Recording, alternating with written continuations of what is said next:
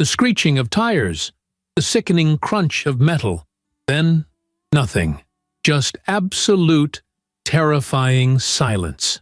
That was the last thing Christina Richardson remembered before waking up in a hospital bed with her husband David holding her hand, his mouth moving frantically, but producing no sound. At least, that's what she thought at first. It took several terrifying seconds for the truth to crash over her like a wave of ice water. He was speaking. She just couldn't hear him. She couldn't hear anything at all. Not the beeping of the monitors, not the shuffle of nurses' feet in the hallway, not even her own scream when the realization hit her. She only knew she was screaming because of the vibration in her throat and the horrified expression on David's face as he lunged forward to hold her. That had been 5 months and 2 weeks ago. Christina still remembered every detail of those first few days in the hospital. The parade of doctors with their sympathetic expressions and clipboards, the endless tests, hearing tests, brain scans, neurological examinations. Dr. Joseph Mason, the specialist they brought in, had been kind but bewildered. Her ears were structurally perfect. Her auditory nerves showed no damage. Her brain scans revealed nothing unusual. It was as if her body had simply decided, without any physical reason, to stop processing sound. Dr. Mason had delivered the devastating news with genuine regret in his eyes.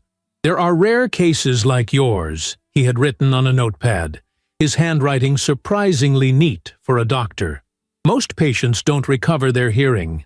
The few who do take years, and even then, it often comes back only partially. I'm so sorry."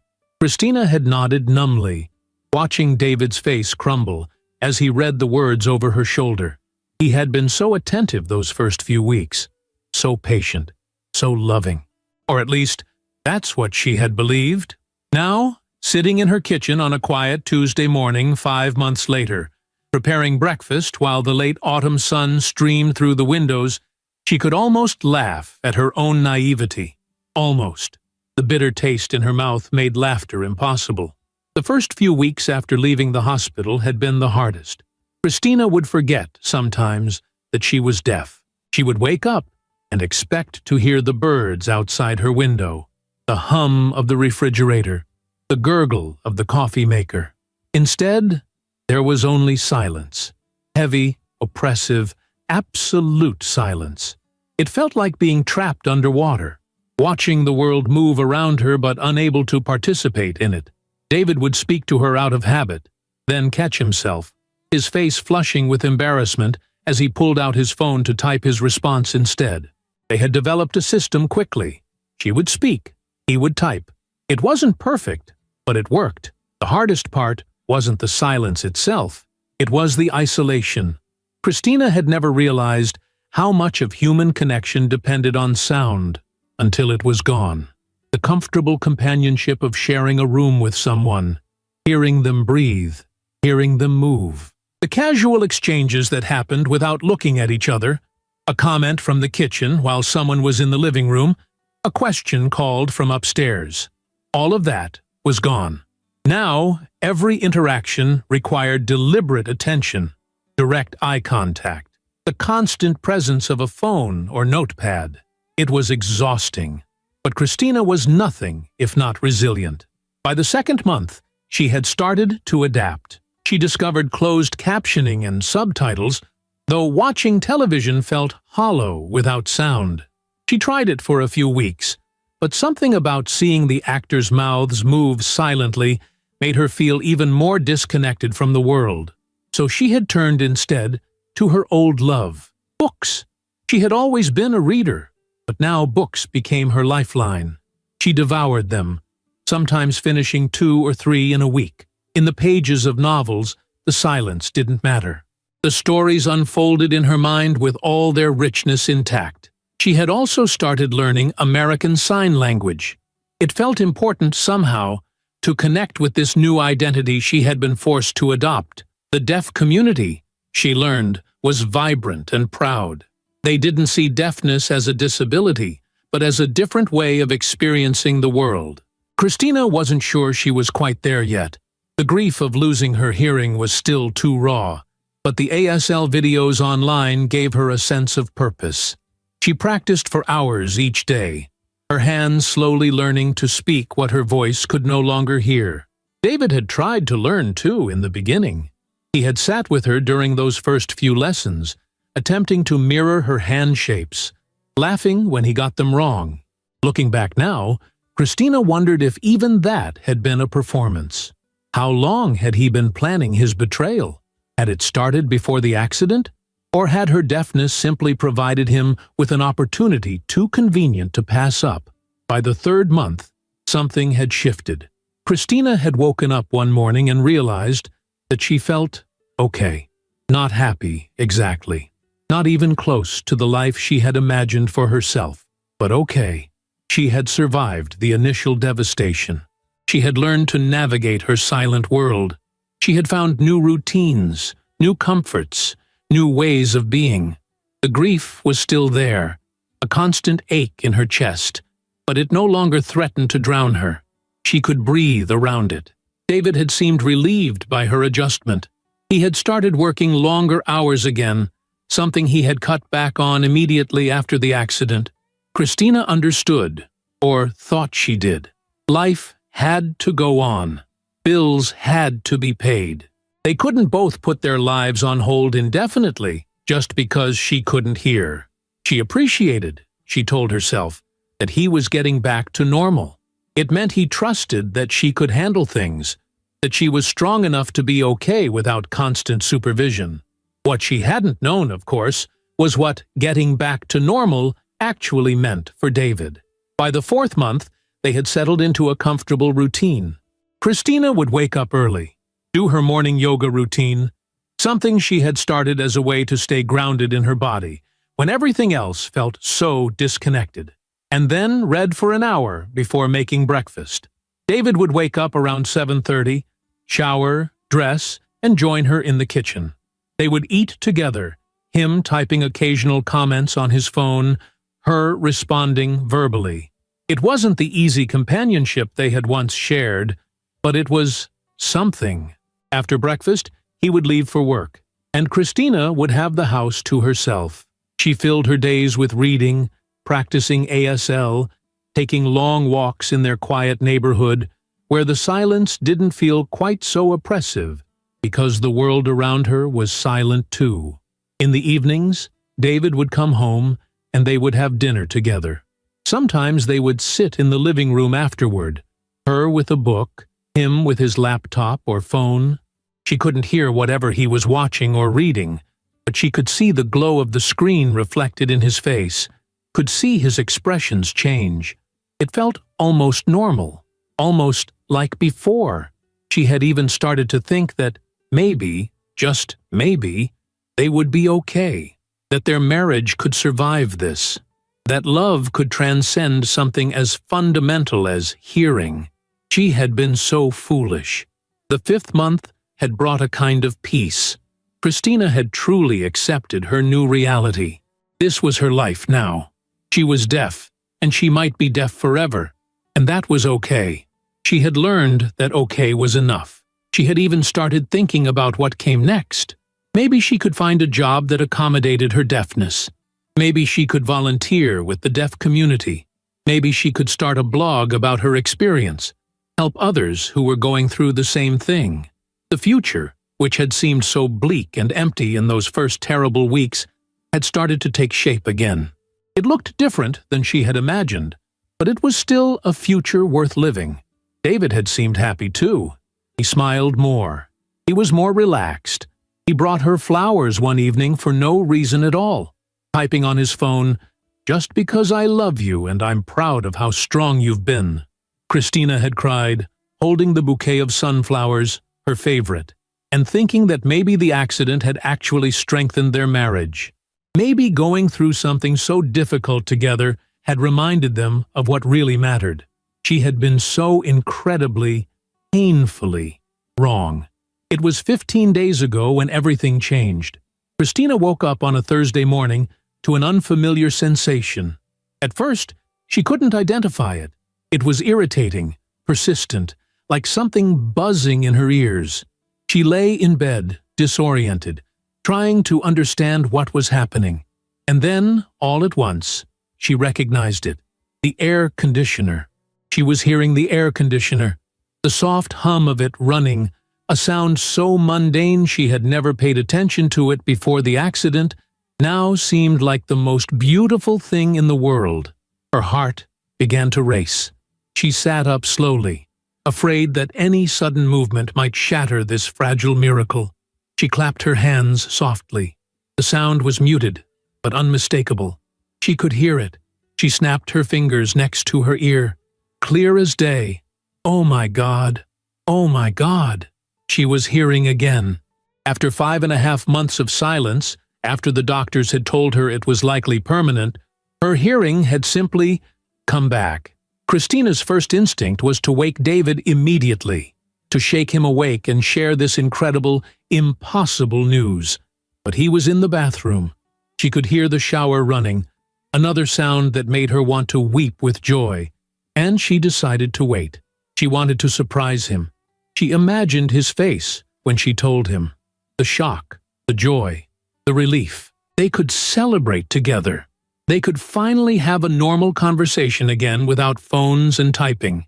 They could laugh and talk and live like they used to.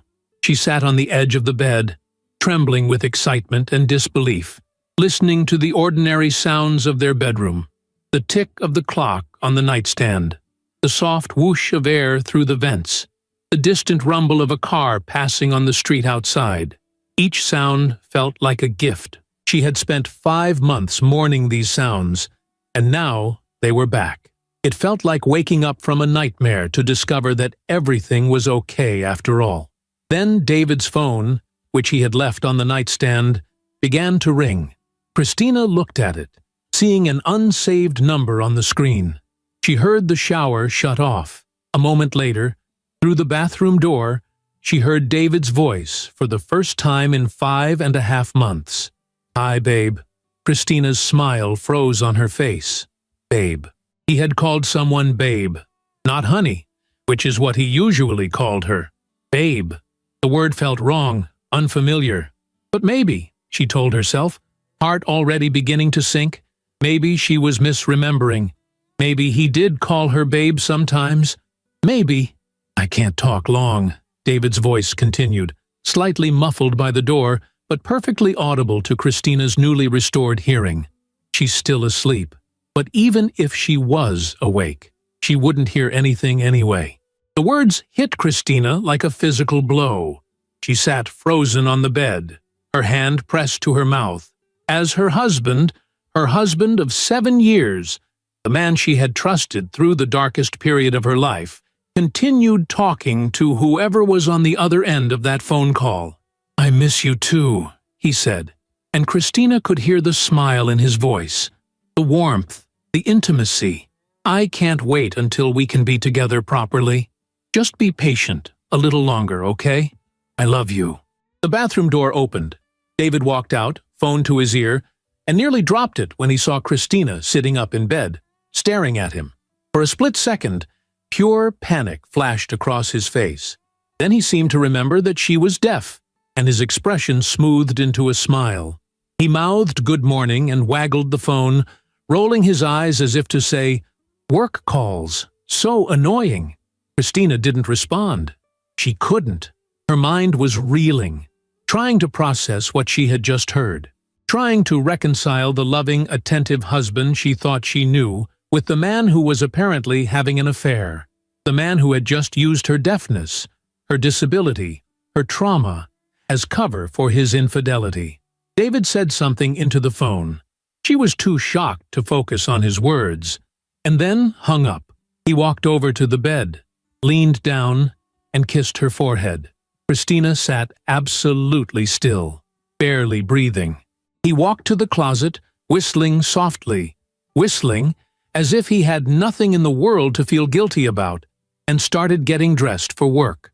Christina's mind raced. She should confront him. She should tell him right now that she could hear, that she knew everything, but something stopped her. Some instinct for self-preservation. or maybe just shock, kept her silent. Instead, she lay back down, turned on her side, and pulled the blanket up to her chin. Her hands were shaking. Her whole body was shaking. David finished getting dressed. She felt him sit on the edge of the bed, felt his hand on her shoulder. When she didn't respond, he got up and left the room. A few minutes later, she heard the front door close, the sound of his car starting in the driveway, the sound of him driving away. Only then did Christina let herself cry, not the joyful tears she had imagined shedding this morning when she discovered her hearing had returned, but tears of betrayal, of shock, of a grief that was somehow worse than losing her hearing had been, because losing her hearing had been an accident, a tragedy, something that happened to her. But this was a choice. This was David actively choosing to betray her, to deceive her, to use her disability as a shield for his infidelity. She cried for an hour, clutching her pillow, her sobs silent, not because she couldn't hear them, but because she had learned over the past 5 months how to cry without making a sound. When the tears finally stopped, she lay in bed, staring at the ceiling, listening to the house settle around her, and a new feeling began to grow in her chest. Not grief, not shock, but something cold and hard and clear. Determination. David thought she was deaf. David thought she couldn't hear his conversations, his lies, his plans, and maybe, Christina realized, that was exactly the advantage she needed. She had spent 5 months being the victim, the poor deaf wife who needed taking care of, the woman whose life had been shattered by a random accident. Well, no more. Her hearing had come back, but she wasn't going to tell David that. Not yet. Not until she knew exactly what she was dealing with. Not until she had all the information she needed. Christina sat up in bed, wiping her eyes. Her hands had stopped shaking. Her mind, which had been chaotic with emotion just minutes before, felt suddenly sharp and focused. "All right, David," she thought. "You want to play games? Let's play. But this time, I'm the one who knows the rules, and you don't."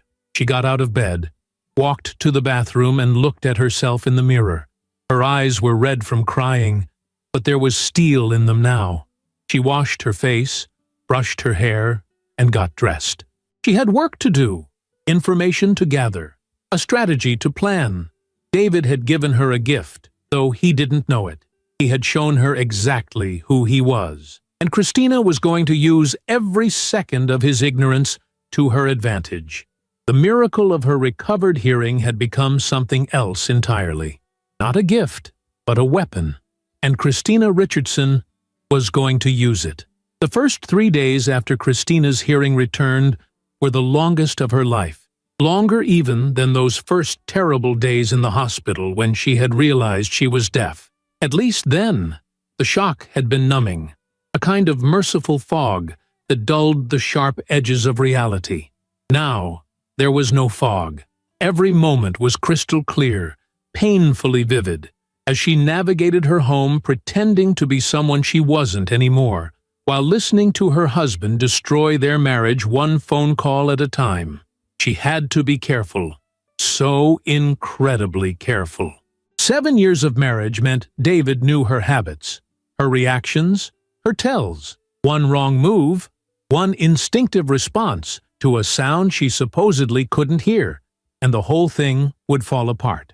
So Christina became an actress, giving the performance of her life on a stage with an audience of one who had no idea he was watching a show.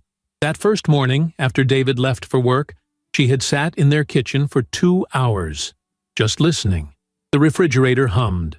The clock on the wall ticked. A neighbor's dog barked in the distance. Cars passed on the street.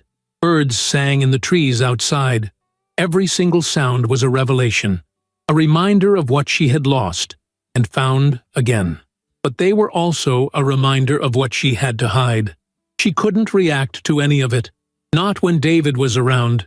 She spent that Friday testing herself, preparing for when he came home. She turned on the television at a normal volume and practiced sitting in front of it with closed captions on, not reacting to the sound.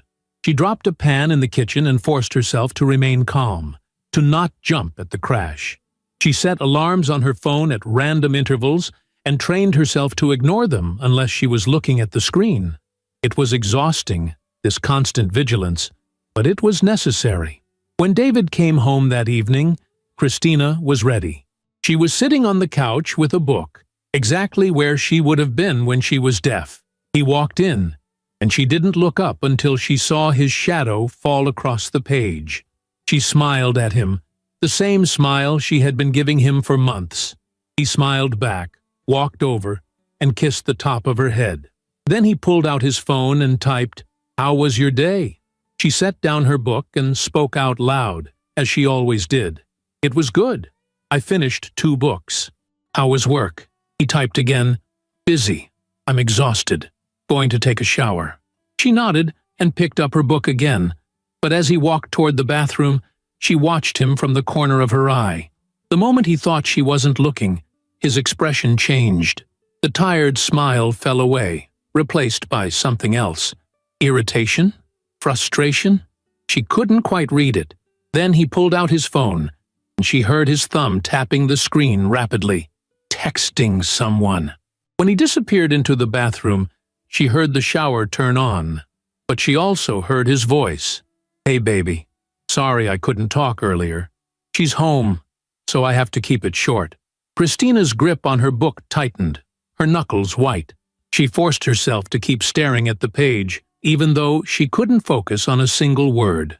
I know, David continued, his voice muffled but audible through the bathroom door.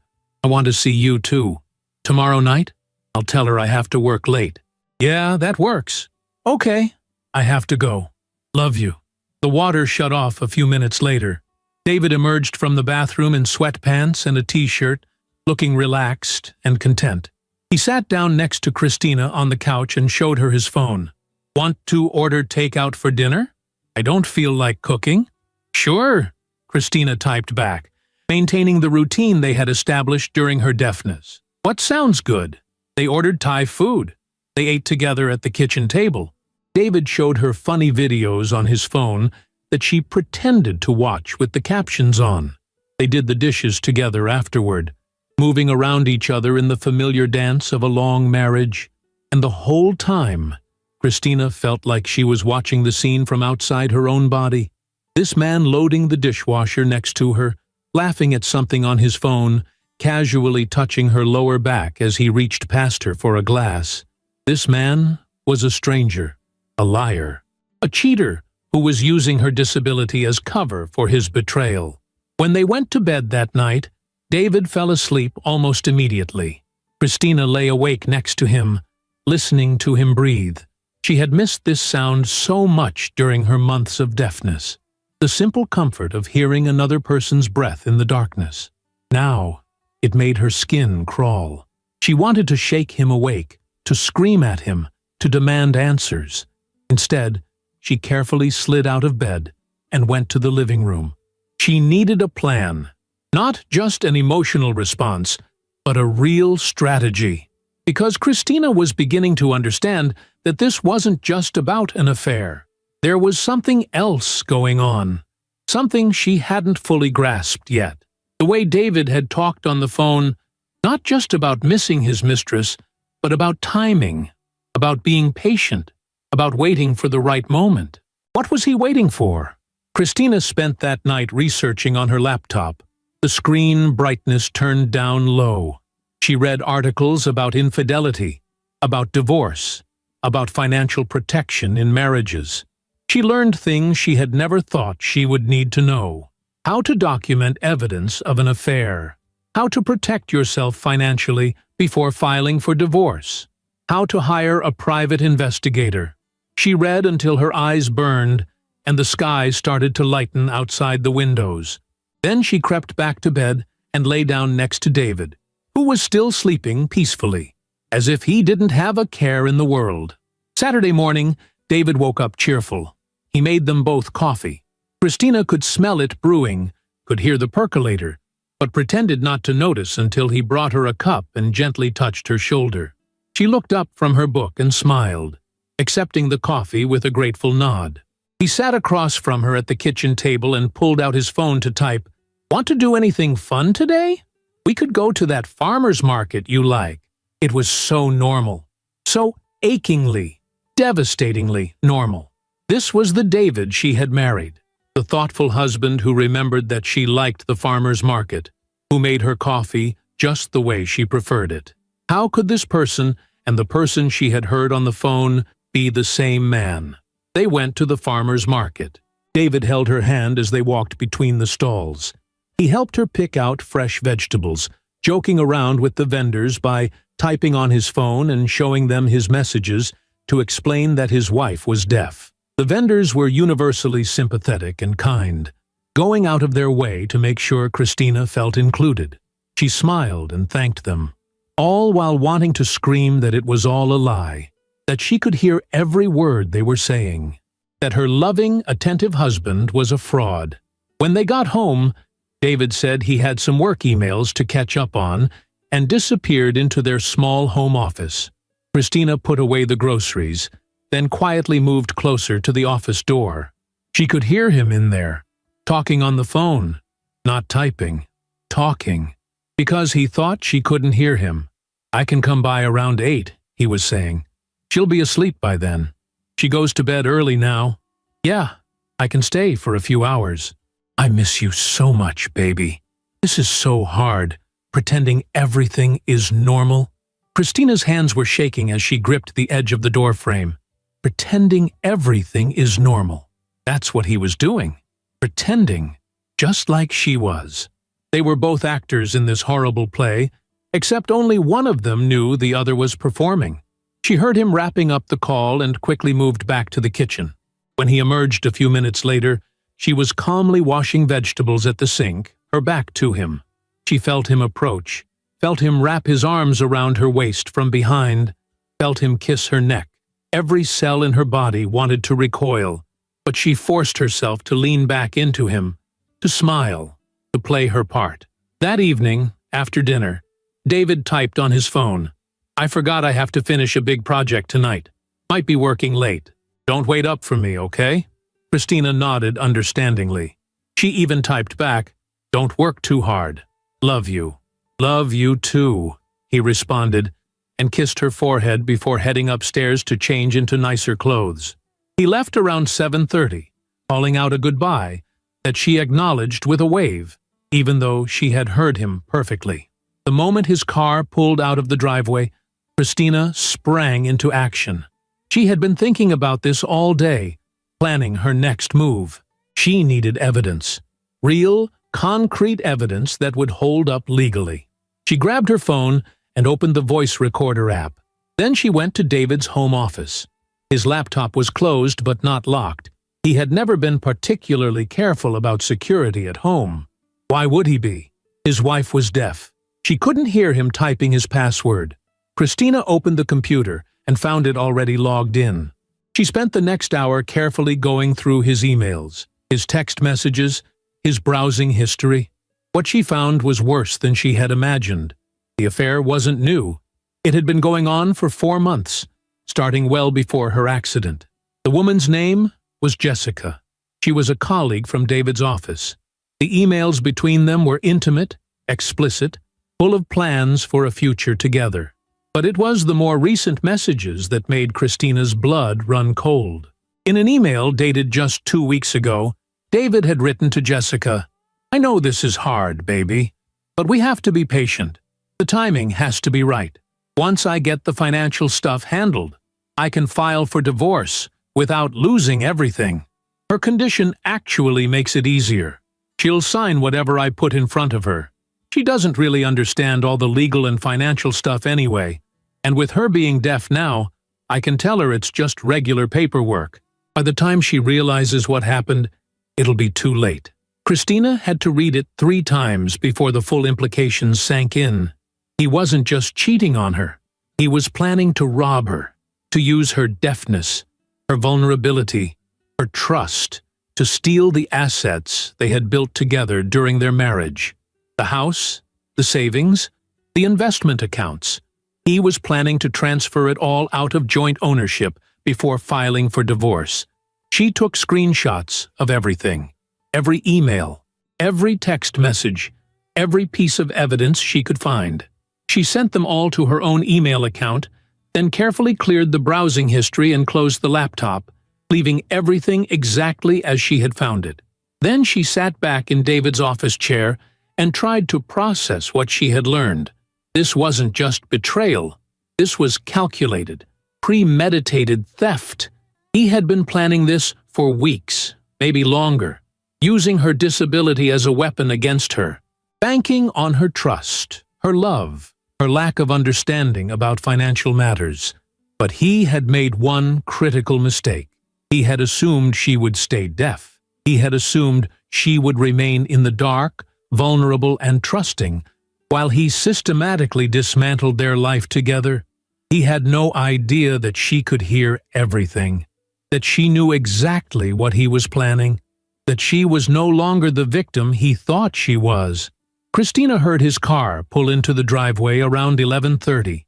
She quickly moved to the bedroom, turned off the lights, and slipped under the covers, positioning herself to look like she had been asleep for hours. She heard him come in quietly, heard him undress in the darkness, heard him slide into bed next to her.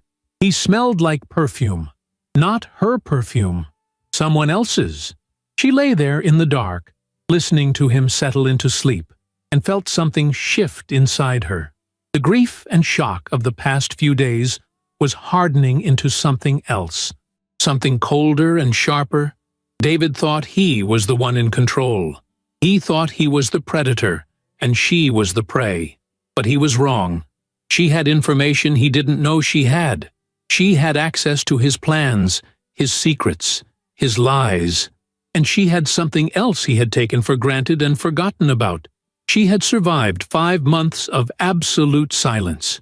She had learned how to be patient, how to observe, how to adapt to a hostile environment, and find ways to thrive anyway. Sunday morning, Christina woke up with a clarity of purpose she hadn't felt in months. She made breakfast while David slept in. Scrambled eggs, bacon, toast, his favorite. When he came downstairs, she smiled at him and gestured to the table. He looked touched, pulling her into a hug and kissing her cheek. "If you could hear the way my heart is breaking," she thought, "you'd run. But you can't hear it, just like you think I can't hear you." After breakfast, David mentioned that he needed to stop by the office for a few hours. "Just to catch up on some things," he typed. Christina nodded supportively. While he was gone, she made a call. Her hands were shaking as she dialed the number she had found during her late-night research. "Hello, Simmons & Associates. How may I help you?" a woman's voice answered. "Hi," Christina said, her own voice sounding strange to her after months of not hearing it.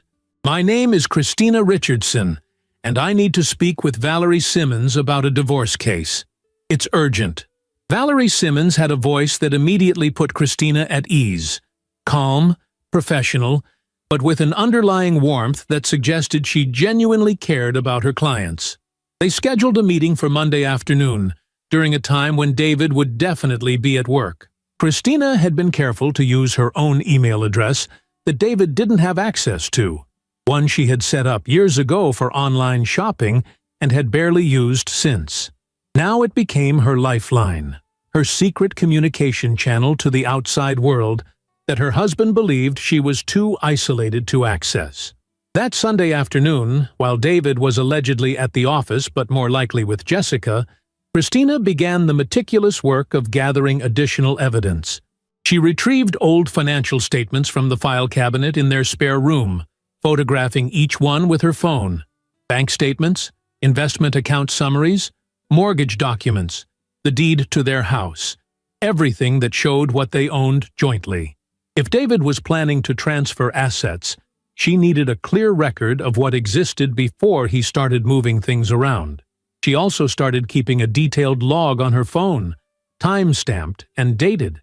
Every phone call she overheard, every time David left the house claiming to be going to work or running errands, every lie he told her through text message. She was building a case, brick by brick, with the patience of someone who had learned that survival sometimes meant watching and waiting rather than striking immediately. When David came home that evening, he was in an exceptionally good mood. He suggested they order pizza and watch a movie.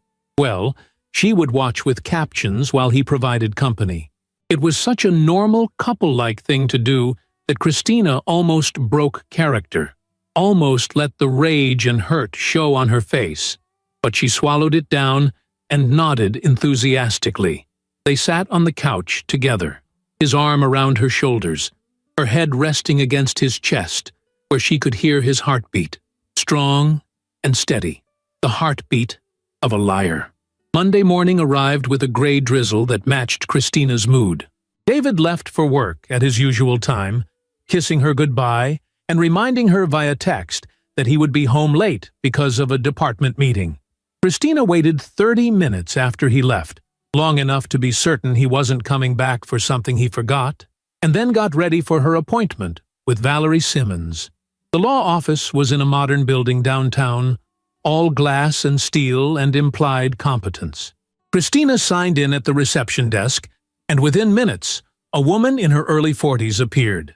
Valerie Simmons was petite, with short auburn hair and sharp, intelligent eyes that seemed to take in everything at once. "Mrs. Richardson?" she said, extending her hand. Christina shook it, surprised by the firm grip. "Please, come back to my office." The office was neat but warm, with framed degrees on the wall alongside family photos. Valerie gestured to a comfortable chair across from her desk and sat down, folding her hands in front of her. "Before we begin, I want you to know that everything you tell me here is confidential. Attorney-client privilege means I cannot and will not share anything we discuss without your explicit permission. This is your safe space to tell me what's happening." Christina had practiced this conversation in her head dozens of times, but now that the moment had arrived, she found her throat tightening with emotion. She took a deep breath and began. 5.5 months ago, I was in a car accident. I lost my hearing completely. The doctors said it was permanent, that I would probably never hear again. My husband, David, he seemed so supportive, so loving. He learned how to communicate with me. He was patient. He was there for me. I thought we were getting through it together. Valerie nodded, her expression sympathetic but professional. What changed? 15 days ago, my hearing came back, Christina said. Just like that. I woke up one morning, and I could hear again. It was a miracle. Except the first thing I heard was my husband on the phone with his mistress, using my deafness as an excuse for why he could talk freely. Valerie's eyebrows rose slightly, but she didn't interrupt. Christina continued, the words pouring out now. I didn't tell him I could hear again. Something stopped me, and I'm so glad I waited, because over the past 2 weeks, I've discovered that he's not just having an affair. He's planning to steal our marital assets. He's been working on transferring everything into a business account that's only in his name, and he was going to trick me into signing the documents by telling me they were just routine paperwork. He literally wrote in an email to his mistress that my deafness makes it easier because I don't understand financial documents, and I can't hear him discussing his plans. Son of a bitch, Valerie said quietly. Then she seemed to catch herself and cleared her throat. I apologize.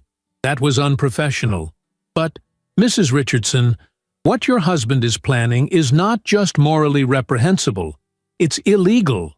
That's fraud, financial abuse, and we can stop him. Christina felt tears prick her eyes. Not tears of sadness, but of relief. Someone believed her. Someone understood. Someone was going to help her. I brought evidence, she said, pulling out her phone. I have screenshots of emails between him and his mistress. Text messages. I have recordings of phone conversations where he discusses his plans. I have photos of all our financial documents showing our joint assets before he tries to move them. Valerie leaned forward, her eyes gleaming with what Christina could only describe as professional satisfaction. Mrs. Richardson, You've done exactly what I would have advised you to do. This level of documentation is going to be crucial. Now, here's what I need you to understand. Your husband doesn't know that you know any of this, correct? Christina nodded. He still thinks I'm deaf. He has no idea I can hear him. Then we have a significant advantage, Valerie said. We can be proactive instead of reactive. We can file for divorce and request an immediate freeze on all joint assets before he has a chance to transfer anything. We can present evidence of his planned fraud to the judge, which will not only protect your assets, but will likely influence the overall settlement significantly in your favor. The fact that he was specifically planning to exploit your disability makes this particularly egregious in the eyes of the law. Christina felt a weight lift from her chest. So, I'm not going to lose everything? Valerie smiled, and there was steel in it. Mrs. Richardson, by the time we're done, your husband is going to deeply regret underestimating you. Now, let's talk about what you want from this divorce, and then we'll discuss strategy. They spent the next 2 hours going through every detail. Christina shared everything: the timeline of the affair, the accident, her recovery, David's plans, the evidence she had gathered. Valerie took meticulous notes and asked pointed questions that helped Christina see angles she hadn't considered. Did David have separate credit cards she didn't know about? Had there been any unusual withdrawals from their joint accounts? When exactly had he started spending more time on his phone? By the end of the meeting, they had the outline of a strategy. Valerie would file the divorce papers, but they would wait to serve them until after Christina had gathered just a bit more evidence. Specifically, they wanted documentation of David actually attempting to get her to sign fraudulent transfer documents. If they could catch him in the act, it would strengthen their case enormously. One more thing, Valerie said, as Christina was preparing to leave. I know this is incredibly difficult, but you're going to need to keep pretending. Keep acting deaf. Keep letting him think you're vulnerable and unaware. I know it's asking a lot, but it's crucial that he doesn't suspect anything until we're ready to move.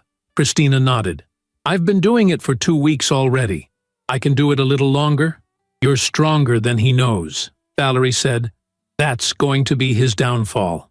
Christina left the office feeling something she hadn't felt since before the accident. Powerful. In control. David thought he held all the cards, but he was wrong. She had been playing a different game entirely, and he didn't even know he was already losing. That evening, when David came home, Christina was reading in the living room. He walked over and kissed her hello, then showed her his phone. How was your day? Quiet, she said aloud. Just read and did some yoga. How was the meeting? Long and boring, he typed back. And Christina had to suppress a bitter laugh. She knew exactly where he had been because she had tracked his phone using the family locator app they had set up months ago for emergencies. He hadn't been at the office. He had been at an apartment complex on the other side of town. Jessica's apartment, presumably? Over the next week, Christina fell into a rhythm. She continued her elaborate performance of deafness during the day, but whenever David was out of the house or in the shower or otherwise occupied, she listened. She heard him on the phone with Jessica, discussing their future together. She heard him talking to someone who sounded like a lawyer or financial advisor, discussing the mechanics of asset transfer. She heard him lying to his parents when they called, telling them that Christina was adjusting well and that everything was fine. She also heard something else during that week that made her plans shift slightly. On Wednesday evening, while David was in the shower, she heard him on the phone with someone named Marcus, who appeared to be the lawyer helping him set up the fraudulent business entity. So, the documents will be ready next week? David asked. Good. I'll bring them home and have her sign them over the weekend. She trusts me completely. She'll sign anything I put in front of her, especially if I tell her it's to help simplify things for her while she adjusts to being deaf. Yeah, it's almost too easy. I know. I feel bad about it. But we've grown apart, and this is just making sure I'm financially protected. She'll be fine. She's got her books and her sign language classes. She doesn't need much. Christina stood outside the bathroom door, her hands clenched into fists, fighting the urge to burst in and confront him. But she forced herself to walk away, to sit back down with her book, to wait, because now she had a timeline. Next weekend. That's when David would try to get her to sign away her rights to their assets. That's when she would spring her trap. She called Valerie the next morning and relayed the information. "Perfect," Valerie said. "Here's what we're going to do. Let him bring the documents home. Let him try to get you to sign them. But before you do anything, you text me. I'll have someone ready to come to your house immediately to witness what's happening. We'll document everything. And then, Christina, then we move." Christina spent the next few days in a state of heightened alertness. She continued her routine, continued her performance. But underneath the calm surface, she was coiling like a spring, ready to release. David had no idea that every phone call he made, every text he sent, every conversation with Jessica or Marcus the lawyer or anyone else involved in his scheme was being heard and documented by the wife he thought was deaf and helpless. On Friday evening, David came home with an unusual energy about him. He seemed nervous, excited, guilty all at once. During dinner, he kept glancing at his briefcase by the door. Christina pretended not to notice, chatting casually about the book she was reading, describing the plot in detail the way she knew made him tune out. Let him think she was just his boring deaf wife who had nothing better to do than read romance novels all day. After dinner, David typed on his phone, "I need to talk to you about something important tomorrow. Just some paperwork stuff. Nothing to worry about. But I need your signature on a few things." Christina felt her heart rate spike, but she kept her face neutral. She typed back, "Okay. Is everything all right?" "Everything's fine," he assured her. "It's just some financial stuff to make things easier for you. I'll explain it all tomorrow." That night, Christina barely slept. Tomorrow was the day. Tomorrow, David would try to steal from her, using her trust and her supposed disability as weapons. And tomorrow, she would show him that she was neither as trusting nor as disabled as he believed. Saturday morning dawned bright and clear, as if the universe itself was preparing for a showdown. Christina got up early and made a big breakfast: pancakes, eggs, bacon, fresh fruit. David came downstairs looking surprised and pleased. "What's all this?" he typed. "Just felt like doing something nice," she said with a smile. "We haven't had a big breakfast together in a while." They ate together, David chatting via text about meaningless things, the weather, a show he was watching, a funny thing that happened at work. Christina responded appropriately, laughing at his jokes, engaging with his stories, all while her mind raced with what was about to happen. After breakfast, David retrieved his briefcase. He pulled out a stack of papers and set them on the kitchen table. Christina's phone was in her pocket, already recording. She had also texted Valerie before breakfast with a simple message. "Today," David typed on his phone. "So, I've been working with a financial advisor to help simplify our finances. With everything you're dealing with, I thought it would be easier if we consolidated some of our assets into a business account that I can manage. It's all still ours, but it means you won't have to worry about signing checks or dealing with bank stuff while you adjust to everything." Christina nodded slowly, looking at the papers. She could see what they actually were: transfer documents that would move their jointly owned assets into an LLC that only listed David as the owner. She picked up the first page and read it carefully, her heart pounding. David watched her, confident that she trusted him, that she believed his lies. She set down the paper and looked at him. Her hands were steady as she picked up his phone and typed, "Can I think about this? It seems like a lot of paperwork." She saw the flash of irritation cross his face before he controlled it. He typed back, "There's nothing to think about, honey. It's just to make things easier. Trust me. Trust me." Those words, coming from a man who had spent months lying to her, planning to betray her, using her disability as a cover for theft and infidelity. Christina felt something snap inside her. The performance was over. She looked directly at David and spoke out loud, not typing, not signing, just speaking in a clear, calm voice. "Actually, David, I don't trust you at all." The color drained from David's face so quickly that Christina almost felt sorry for him. Almost. He stared at her, his mouth opening and closing soundlessly, like a fish pulled from water. She watched the confusion ripple across his features, watched him try to process what had just happened. She had spoken to him, responded to something he had typed, which should have been impossible if she was deaf. "What?" he finally managed to say, his voice hoarse and uncertain. "What did you just say?" Christina stood up from the kitchen table, leaving the fraudulent documents exactly where they lay. She crossed her arms and looked at her husband of 7 years, with eyes that no longer held any warmth. "I said I don't trust you, David, and I can say it out loud because, contrary to what you believe, I'm not deaf anymore. I haven't been deaf for almost 3 weeks now." She watched the realization hit him like a physical blow. His eyes widened, his face went from pale to flushed, and his hands started to shake. "That's not possible," he stammered. "You can't hear." The doctors said it was rare, but not impossible for hearing to return," Christina interrupted, her voice steady and cold. "And mine did. 3 weeks ago, to be exact. I woke up one Thursday morning and heard the air conditioner running. I heard the shower in the bathroom. And then I heard you, David. I heard you on the phone saying hello, babe, to someone who definitely wasn't me." David stood up abruptly, knocking his chair backward. His face had gone through confusion and was now settling into something that looked like panic, mixed with anger. "You've been lying to me," he said, his voice rising. "You've been pretending to be deaf for 3 weeks?" Christina almost laughed at the absurdity of it. "Oh, that's rich. I've been lying? Me? Should we talk about Jessica? Should we talk about the 4 months you've been having an affair? Should we talk about these?" She gestured sharply at the papers on the table.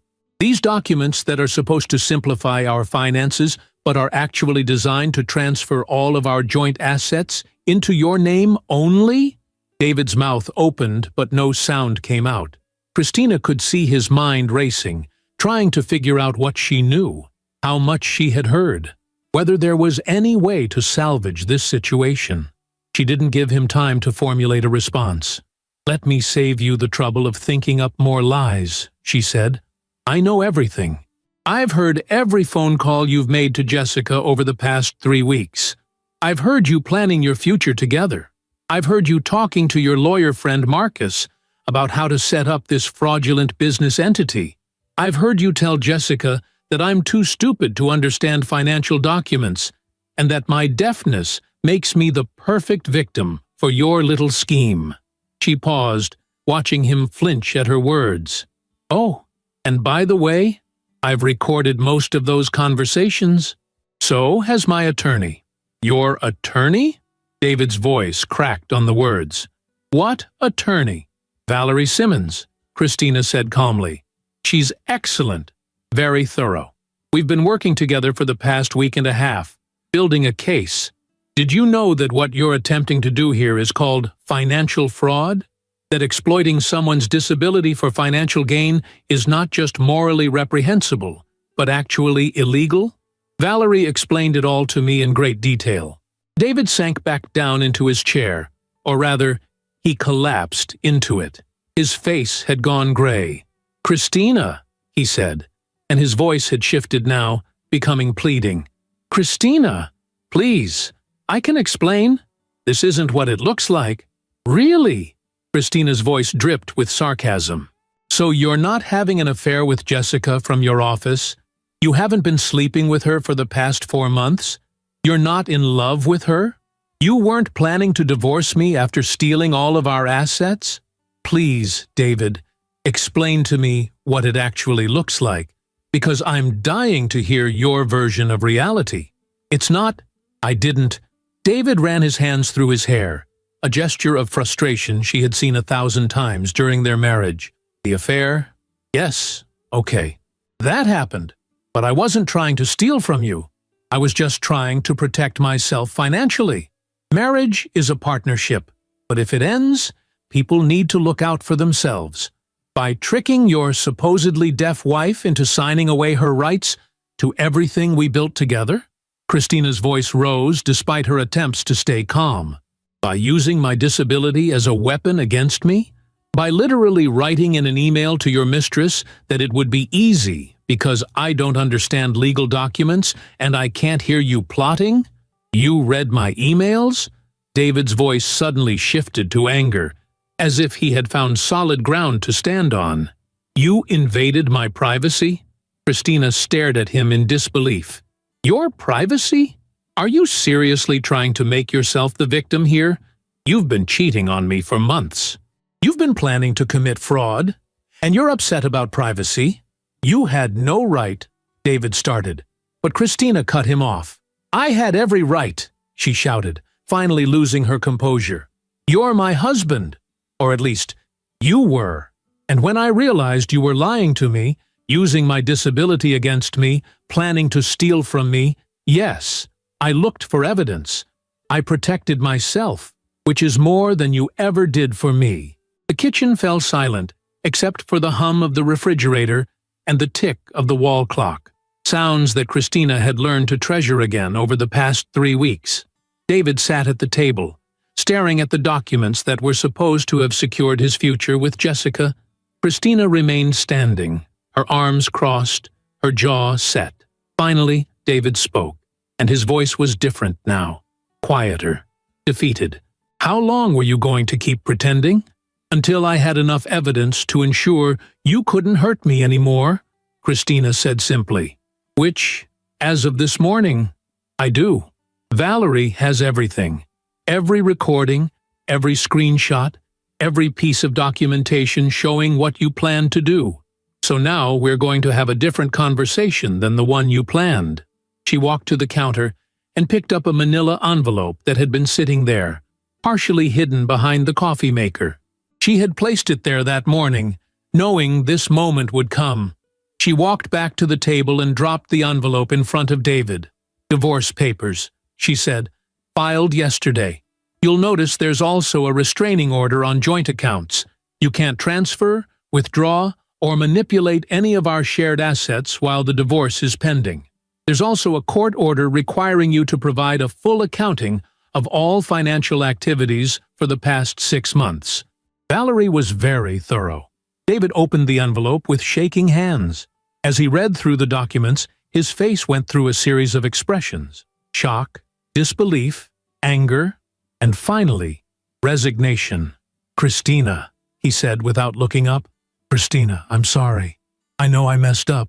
I know I hurt you. But we can work through this. We can go to counseling. I'll end things with Jessica. I'll do whatever you want. Christina had been expecting this. The bargaining phase. The desperate attempt to avoid consequences. She had practiced her response. David, look at me. He looked up, and she saw tears in his eyes. Whether they were genuine or performative, she no longer cared. I spent 5.5 months in silence, she said quietly. 5.5 months, learning how to live in a world without sound. It was the hardest thing I've ever been through. I grieved for the life I thought I had lost. I had to rebuild myself from the ground up, learn new ways of being, accept a reality I never wanted. And through all of that, I thought I had one thing I could count on. You. I thought you were my partner, my support, my safe place in the storm. David opened his mouth to speak, but Christina held up her hand. I'm not finished, she said. When my hearing came back, I thought it was a miracle. I was so happy, David, so grateful. And the first thing I heard was you betraying me. Do you have any idea what that did to me? To have my miracle turn into a nightmare? To discover that the person I trusted most in the world was actively plotting against me, using my disability as a tool to hurt me? I never wanted to hurt you, David said weakly. But you did, Christina replied.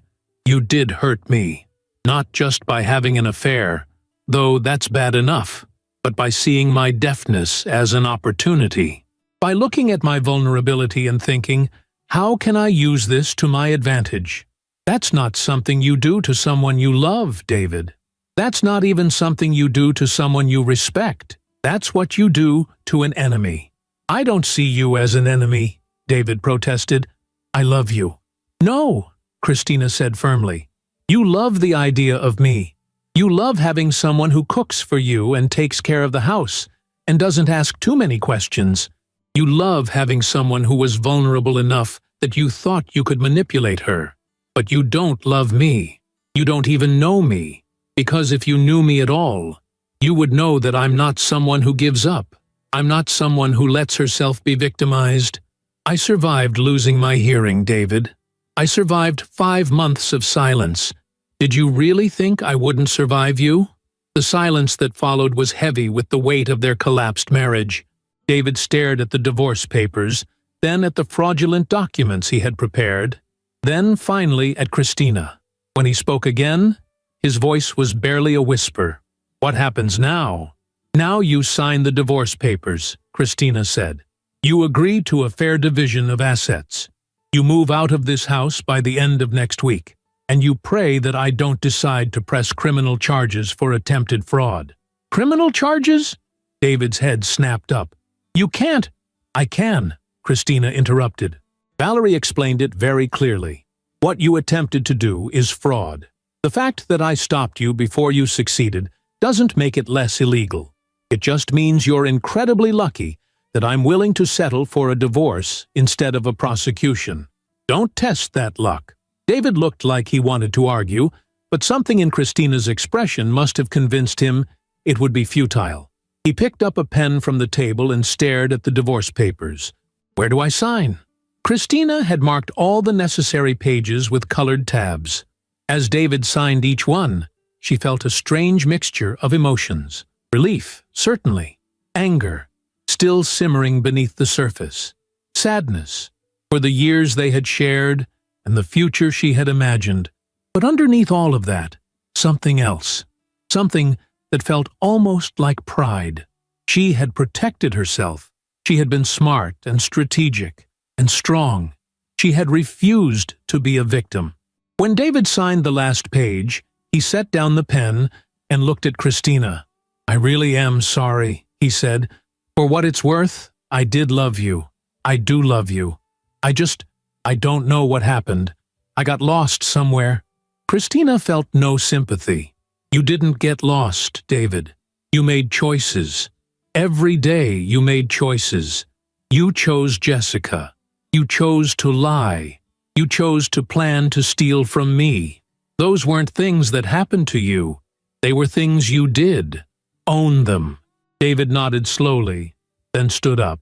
He looked around the kitchen as if seeing it for the first time, or perhaps seeing it for the last time. I'll start packing my things, he said. You do that, Christina replied. I'm going out. When I come back, I'd like you to be gone for the day. We can arrange a time for you to collect the rest of your belongings later this week.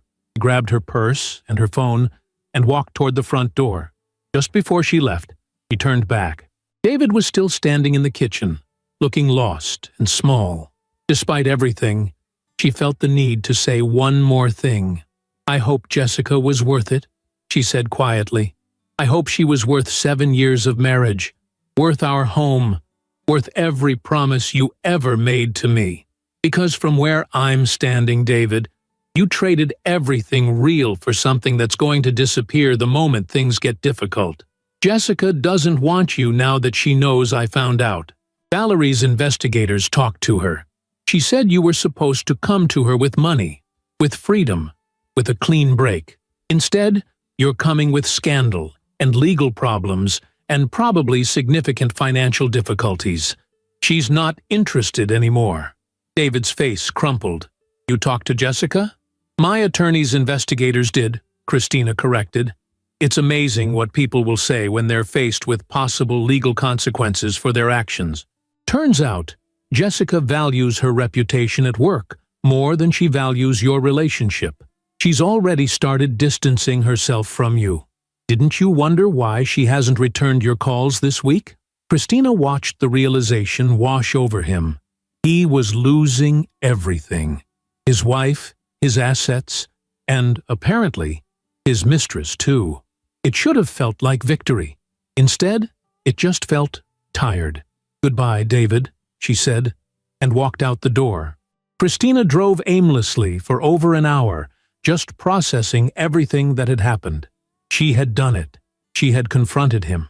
She had protected herself. The marriage was over, officially now, and she had made sure she wouldn't be left destitute by his schemes. But now what? She pulled into a coffee shop parking lot and sat in her car, watching people come and go, living their normal lives while hers had just imploded. Her phone buzzed. A text from Valerie. "How did it go?" Christina typed back. "He signed everything. It's done." Valerie's response came quickly. "You did great. Come by the office Monday morning and we'll go over next steps. And Christina, take the weekend to breathe. You've been through hell. You deserve some peace." Christina stared at the word, peace. She wasn't sure what that looked like anymore. Her marriage was over.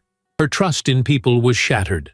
She had spent 3 weeks living a lie, pretending to be someone she wasn't, all while gathering evidence against the person she had once loved most in the world. How did someone find peace after that? But then she remembered something. She could hear. After 5.5 months of silence, she could hear the world again. She could hear the birds singing outside her car window. She could hear the distant sound of traffic. She could hear the bell chime as someone opened the coffee shop door. These small miracles that she had taken for granted her entire life until they were gone. Christina got out of her car and walked into the coffee shop. The sounds enveloped her. The hiss of the espresso machine, the murmur of conversation, the clink of cups and saucers. She ordered a latte and sat by the window, cradling the warm cup in her hands. Her phone buzzed again. This time it was a text from an unknown number. "Hi, Christina. This is Margaret, David's mother. Robert and I heard what happened. We're so sorry. We're on your side. Can we talk?" Christina stared at the message in surprise. Her in-laws, soon-to-be ex-in-laws, wanted to talk. She hesitated for a moment, then typed back, "I'm free now if you are." The response came immediately. "Can you come for dinner tomorrow? Please. We need to see you." Christina agreed and set down her phone, shaking her head in wonder. In the midst of everything falling apart, something unexpected was emerging. Support from people she hadn't expected it from. Strength she hadn't known she possessed. A future that, while uncertain, was, at least, honest. She sipped her coffee and watched the world go by outside the window, listening to every beautiful, ordinary sound, and thought that maybe, just maybe, she was going to be okay after all. Sunday afternoon arrived with the kind of crisp autumn weather that made everything feel possible. Christina stood in front of her closet, trying to decide what to wear to dinner at Margaret and Robert's house. It felt strange, getting ready to see her in-laws after everything that had happened. Part of her wondered if this was a mistake, if they would try to defend David, or convince her to give him another chance. But something in Margaret's text had felt genuine, and Christina had learned over the past 3 weeks to trust her instincts again. She chose a simple navy dress and a cream-colored cardigan, nothing too formal, but respectful. As she drove to the Richardson family home, a beautiful craftsman-style house in an older neighborhood with mature trees lining the streets, she practiced what she might say. But when Margaret opened the door, all of Christina's prepared speeches evaporated. Margaret Richardson, at 66 years old, was an elegant woman with silver hair and sharp blue eyes that missed nothing. She took one look at Christina and pulled her into a tight embrace. "I am so sorry," she whispered, and Christina could hear the genuine anguish in her voice. "I am so sorry for what my son did to you." Christina felt tears prick her eyes as she hugged her mother-in-law back. When they separated, she saw Robert standing in the hallway behind Margaret. At 70, he was still tall and straight-backed, a retired engineer who had always treated Christina with quiet respect and kindness. His eyes were red-rimmed, and he looked like he had aged 10 years since she had last seen him. Come in," Margaret said, ushering Christina inside. "Please, sit down.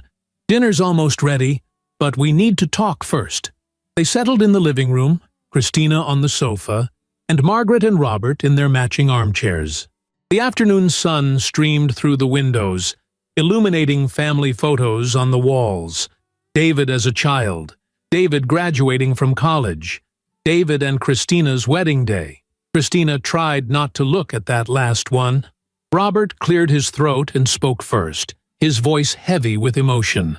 "Christina, Margaret and I want you to know that we didn't raise our son to be the kind of man who would do what he's done. We're ashamed, deeply ashamed."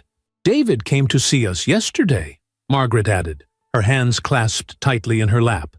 "He told us his version of events, how you had supposedly tricked him by pretending to be deaf, how you were being unreasonable about the divorce, how this was all some kind of misunderstanding." Christina felt her spine stiffen, preparing to defend herself, but Margaret held up a hand. "We didn't believe him," she said firmly. "Not for 1 second. We've known David his entire life, and we know when he's lying. More importantly, we know you. We've known you for 7 years, Christina. We know your character. So we asked him point-blank about the affair, about the documents he tried to get you to sign, about using your deafness against you." Robert's voice was gruff when he spoke. He couldn't look us in the eye. He tried to justify it, make excuses, blame the stress of your accident for his poor judgment, as if trauma gives someone permission to betray the person they're supposed to love and protect. Margaret leaned forward, her eyes intense. "Christina, we want you to know something very important. You are not losing us in this divorce.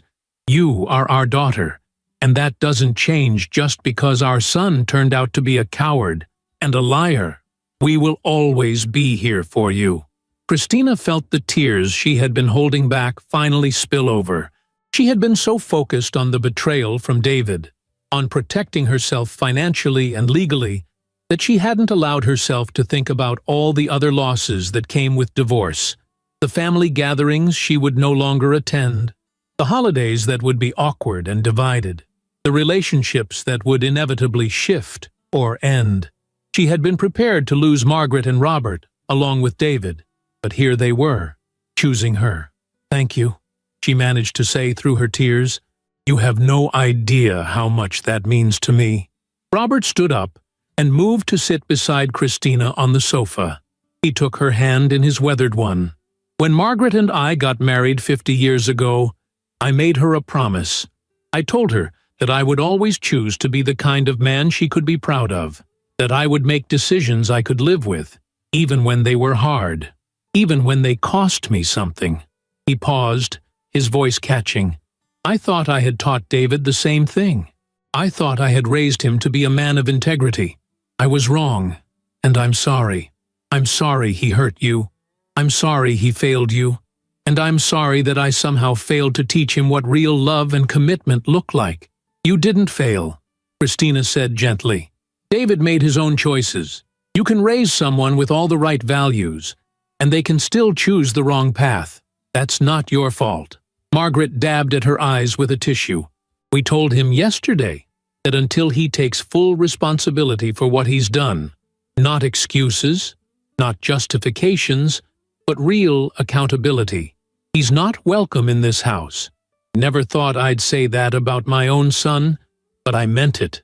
The three of them sat in the living room for a long moment, united in their grief over what David had become and what had been lost. Then Margaret stood up and smoothed her dress. "Now, let's have dinner. I made your favorite, hot roast with roasted vegetables.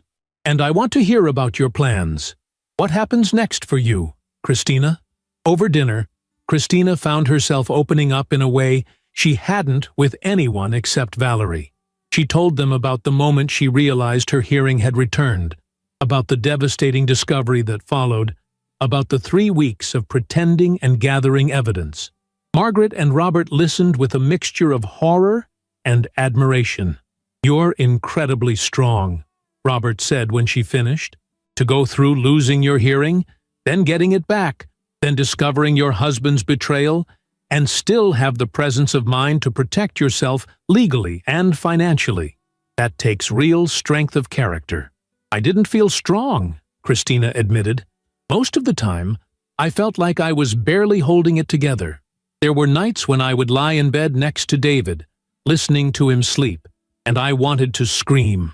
I wanted to shake him awake and demand to know how he could do this to me. But I knew that if I did that, I would lose my advantage. So I waited. I documented. I planned. That's what strength is," Margaret said firmly. "It's not about never being afraid or hurt. It's about feeling those things and still doing what needs to be done. You protected yourself, Christina. You didn't let him victimize you, even when he thought you were vulnerable. That's not just strong. That's brilliant." After dinner, they moved to the back porch with coffee and pie. The evening air was cool, and Margaret brought out blankets. They sat together, watching the sun set over the neighborhood, and Christina felt something she hadn't felt in a long time. Peace. Real peace. Not the false calm of pretending everything was fine, but the genuine peace that came from being with people who truly cared about her. "Can I ask you something?" Margaret said after a while. "What are you going to do now? Not legally. I mean, what are you going to do for yourself, for your life?" Christina had been thinking about this question for days. "I'm not entirely sure yet," she admitted. "The divorce will take some time to finalize. I'll need to figure out my finances, maybe look for work. I've been out of the job market for a few years, but there's something else I've been thinking about." She paused, gathering her thoughts. "When I was deaf, I started learning American Sign Language. I connected with the deaf community online, read their stories, learned about their experiences, and I realized something. There's this whole world of people who feel isolated and misunderstood, who have to navigate a society that wasn't built for them. I had just a glimpse of that life for 5 months, and it changed me. I want to do something with that. I want to help somehow." "What are you thinking?" Robert asked, genuinely curious. "I'm thinking about starting a YouTube channel," Christina said, the idea crystallizing as she spoke. "A place where I can share my story, not for pity or attention, but to help others who might be going through something similar. People who've lost their hearing suddenly. People dealing with betrayal. People who feel like their whole world has collapsed and don't know how to rebuild. I could do the videos in both spoken English and ASL, with captions for everyone. Create a community, you know?" Margaret's face lit up. "Christina, that's wonderful. You have such a gift for explaining things clearly. And you've been through so much. You could really help people. I'd call it Silence Speaks Too," Christina continued, warming to the idea. "Because I learned that silence, whether it's literal deafness or the silence of suffering alone, has its own language. And sometimes the most powerful thing we can do is give voice to those silent experiences." Robert raised his coffee mug. "To new beginnings," he said. "And to the remarkable woman our son was too foolish to appreciate." They talked late into the evening, making plans and dreaming about the future. Margaret insisted that Christina come to Sunday dinner every week if she wanted to. Robert offered to help her with any technical setup she needed for the YouTube channel. His engineering background made him surprisingly tech-savvy. By the time Christina left that night, she felt like she had her family back. Not the family she had married into, but something even better. People who had actively chosen her, who valued her for who she was, not just because of who she was married to. The next few weeks passed in a blur of legal proceedings and life reorganization. David moved out of the house as agreed, taking only his personal belongings and leaving Christina with their home. The divorce moved forward smoothly once David realized he had no leverage and no choice but to accept the terms. Valerie had done her job brilliantly. The evidence of David's attempted fraud was so comprehensive that his own attorney advised him to settle quickly and quietly rather than risk a judge's wrath.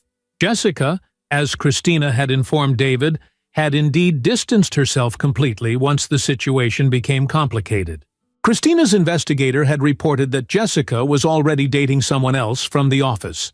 Apparently, her commitment to David had been as shallow as his commitment to his marriage vows. David himself seemed to be struggling. According to Margaret and Robert, who maintained minimal contact with their son, he was living in a small apartment and seemed genuinely remorseful. But remorse, Christina had learned, didn't undo damage. It didn't rebuild trust. It didn't change the choices that had been made. David would have to live with the consequences of his actions, just as she was learning to live with the consequences of his betrayal. But Christina was discovering that those consequences didn't have to be purely negative. Yes, her marriage had ended. Yes, she had been betrayed and hurt. But she had also discovered reserves of strength she hadn't known she possessed.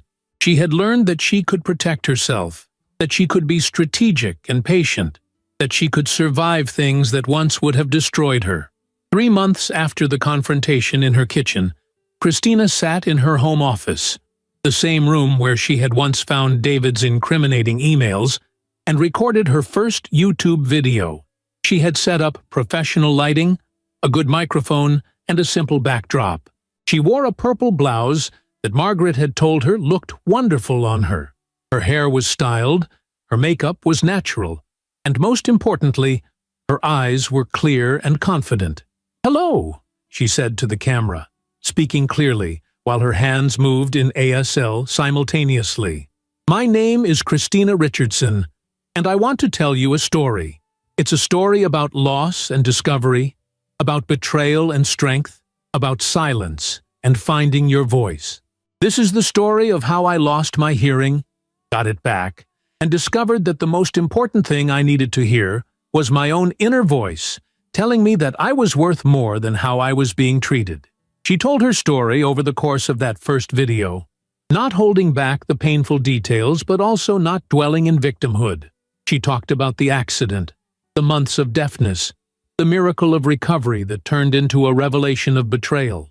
She talked about the choice she made to wait, to gather evidence, to protect herself.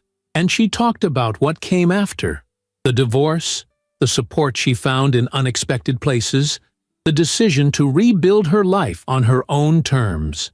"I'm starting this channel," she continued, "for anyone who's ever felt trapped by circumstances, for anyone who's lost something fundamental and had to figure out how to keep living anyway, for anyone who's been betrayed and had to find the strength to stand up for themselves, for the deaf community who taught me so much during my months of silence, and for anyone who needs to hear that it's possible to survive the unsurvivable and come out stronger on the other side." She named her channel Silence Speaks Too, just as she had planned.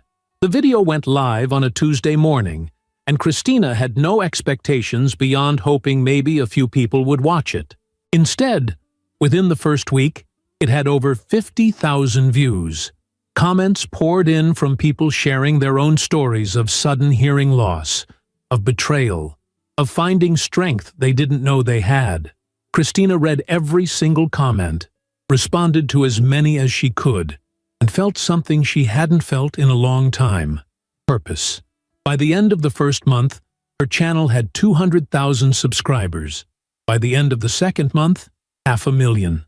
Christina created new content regularly, some videos teaching basic ASL, others discussing hearing loss and adaptation, still others focusing on recovering from betrayal and rebuilding self-worth.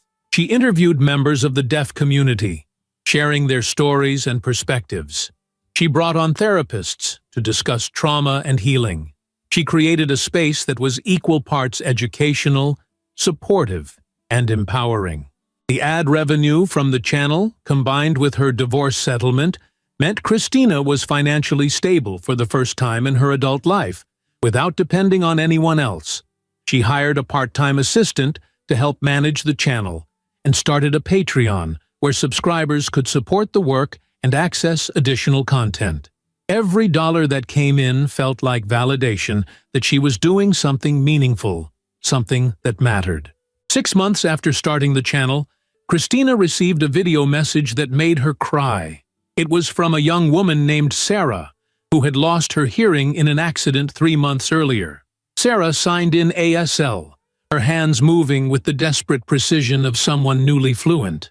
"I found your channel right after I lost my hearing," Sarah signed. "I was so scared. I thought my life was over. I thought I'd never be happy again, never feel normal again. But watching your videos, seeing you thrive, learning from the people you interview, it gave me hope. More than that, it gave me a roadmap. I started learning ASL like you did. I connected with the deaf community. I stopped seeing my deafness as something that happened to me and started seeing it as just a different way of experiencing the world. You changed my life, Christina. You showed me that I could survive this. Thank you." Christina watched the video 3 times, tears streaming down her face. This was why she had started the channel. Not for the views or the subscribers or the revenue, though those were nice, but for this, for the knowledge that her pain, her experience, her story could help someone else navigate their own darkness. 1 year after her confrontation with David, Christina sat in a coffee shop with Valerie, celebrating the finalization of her divorce. The papers had been signed, the judge had approved the settlement, and Christina Richardson was officially a single woman again. "How does it feel?" Valerie asked, raising her latte in a toast. Christina thought about the question. How did it feel? Sad, in some ways. The end of a marriage was still a loss, even when it was the right choice. But underneath the sadness was something stronger and brighter. "I feel free," she said finally. "I feel like I spent 7 years being someone's wife, and then 5 months being a deaf person, and then 3 weeks being a spy in my own home. And now, finally, I'm just me, Christina. Not defined by my relationship or my disability or my trauma, just me." "And who is that?" Valerie asked with a smile. "Who is Christina?" Christina laughed. "I'm still figuring that out, but I know I'm someone who survived, someone who fought back, someone who turned pain into purpose. I'm someone with a YouTube channel that helps thousands of people. I'm someone with a family that chose to keep me even when they didn't have to." She paused, thinking about Margaret and Robert, who had indeed become fixtures in her life, attending her channel milestones and cheering her on. "I'm someone who learned that losing something, even something as fundamental as hearing, doesn't have to be the end of your story. It can be the beginning of a different one." Valerie clinked her cup against Christina's. "I'm proud of you, you know. Not just as your attorney, but as someone who's seen you at your lowest and watched you climb back up. You're remarkable, Christina Richardson." Later that evening, Christina sat in her home office editing her latest video. This one was special, a 1-year reflection on everything that had happened. She had debated whether to make it, whether dredging up the past again would be helpful or just painful. But she had decided that the story needed an ending, or at least a chapter break. People who had followed her journey deserved to know where things stood now. 1 year ago today, she said to the camera, "My husband presented me with fraudulent documents and tried to steal everything I owned, thinking I was too deaf and too trusting to stop him. 1 year ago, I confronted him and ended our marriage.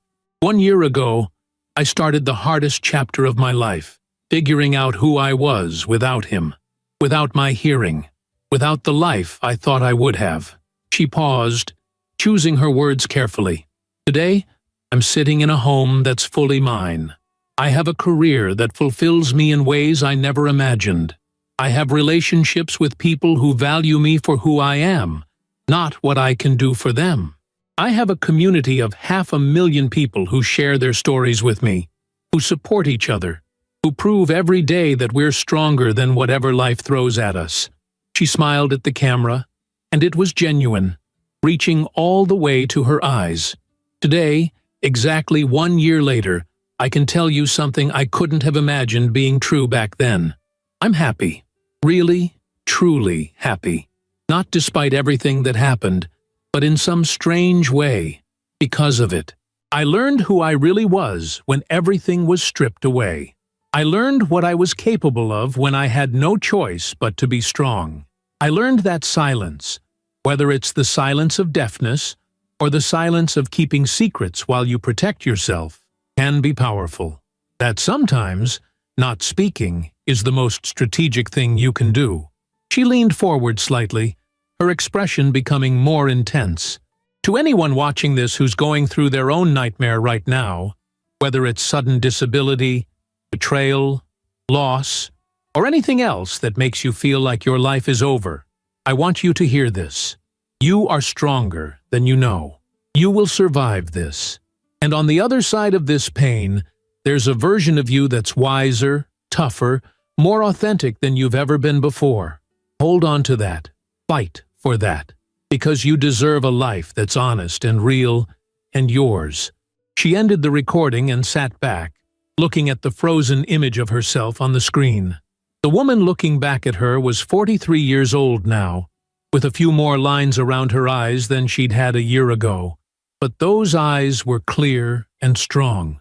That woman had survived an accident, 5 months of deafness, a husband's betrayal, and a difficult divorce. That woman had built a business, found her voice, literally and figuratively, and created something meaningful from pain. Christina's phone buzzed with a text from Margaret. "Sunday dinner this week. Robert is making his famous ribs and we'd love to see you."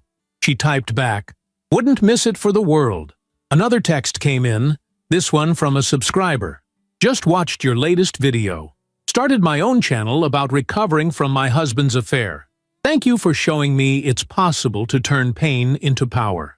Christina responded with encouragement and support, then set down her phone. Through her office window, she could see the sun setting, painting the sky in shades of orange and pink.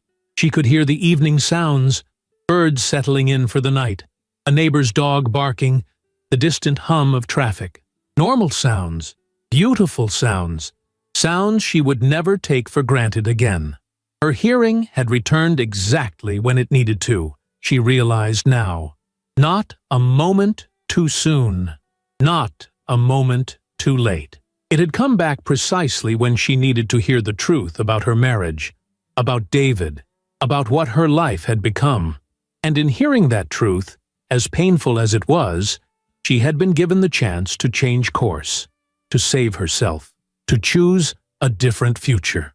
Christina Richardson stood up and walked to the window, looking out at the world that had once been silent to her and now sang with sound.